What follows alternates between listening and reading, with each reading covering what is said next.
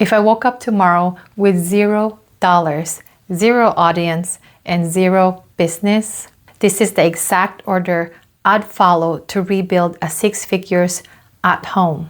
And I'm not starting with a logo. I'm not building a website, and I'm not waiting until I feel ready. I'm starting with what I already know, finding one person to help, making the first dollar, and repeating what works. Quick proof line. I built a six-figure jewelry business from home, and if I had to start over today, I'd do it simpler and faster. So let me give you the order of operation. And step number 3 is the shift that gets you out of the planning mode and into real income. Why I can talk about this. Before we can get into the steps, this is why I feel confident about this. I did not start with a big audience or a big investment. I started with a skill, made sale, listened to customer, reinvested, and improved as I went. Now, I'm building the next layer from YouTube and content. So this isn't a theory. This is what I would actually do if everything disappears tomorrow. Start with what you already know. If I was starting with $0, I would not spend months searching for the perfect business idea. I'd ask, what am I already good at? What do people already ask me for help? What can I make, teach, sell, or provide? What problem can I solve? Your first business doesn't have to be your forever business. It just has to get you moving. For me, it was jewelry. I wasn't always a jewelry person. I did not actually invest on high-class jewelry myself back in the day. When I was in college in Chicago, I rarely could afford a pair of earrings.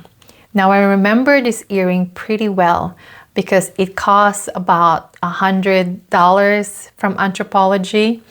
It is long, it is fancy, and for me that was like that feeling that I was able to afford for the first time a pair of earrings from Anthropologie that cost more than $100. I came from a small island in the Philippines where we use like $1 earring or $1 necklace. So from $1 to $100 pair of earring was very sentimental for me. I felt beautiful, I felt seen. And when it broke, when I became a mom and I could no longer afford another pair of earring that same caliber, I felt sad. And I used that sadness, and that's what I have. It's not even a thing. It's a broken earring and sadness, and I combine them by fixing the earring while my daughter takes a nap. I did not have any investment or any plan at all to start a jewelry business. It was what I have, really what I have. You do not need a perfect idea. You need a starting point. For me, it was fixing that broken earring because it made me feel sad. Most people starting from scratch waste time trying to look legit. They wait for the perfect logo, the perfect website, the perfect packaging, better photos, expensive equipment, thousands of followers. But if you are at $0, your job is not branding. Your job is getting a customer. I was that customer. I needed a pair of earrings. Even if you are the customer, use that to your advantage. Because a customer teaches you more than months of planning. Here's what I do instead. Pick one offer. A problem you've noticed is a good offer.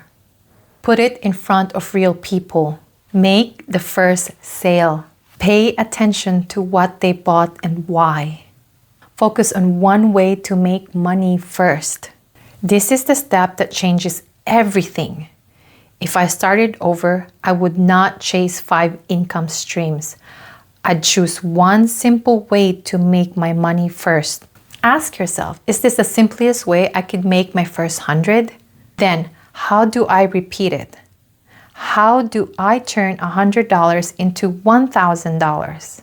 Do I create consistency?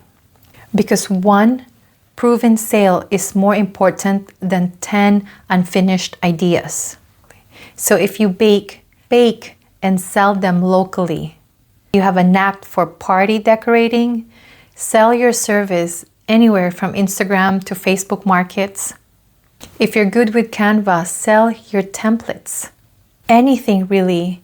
And if you find something that's missing in your life, like for me was a jewelry and I cannot afford it and I have a broken earring, then use that to your advantage. What you have now is already enough. When money starts coming in, here's what I would not do. I would not start spending it like I have finally extra money. Not immediately spend it like it's finally extra. I would reinvest it into anything that helps the business grow. Could be better materials, tools, inventory, education, photography, content, someone to hire. Think, how can this money make me more money? If I could go back, I would start building audience sooner, not after I felt confident. The truth is, it took me forever to start this content because I wanted it to be right. I wanted my words to come out right. I wanted my face to come out right. And I was too embarrassed to show myself in public. To come out, I hired a coach so I could properly deliver my content. That is one of the investments I put into myself to grow.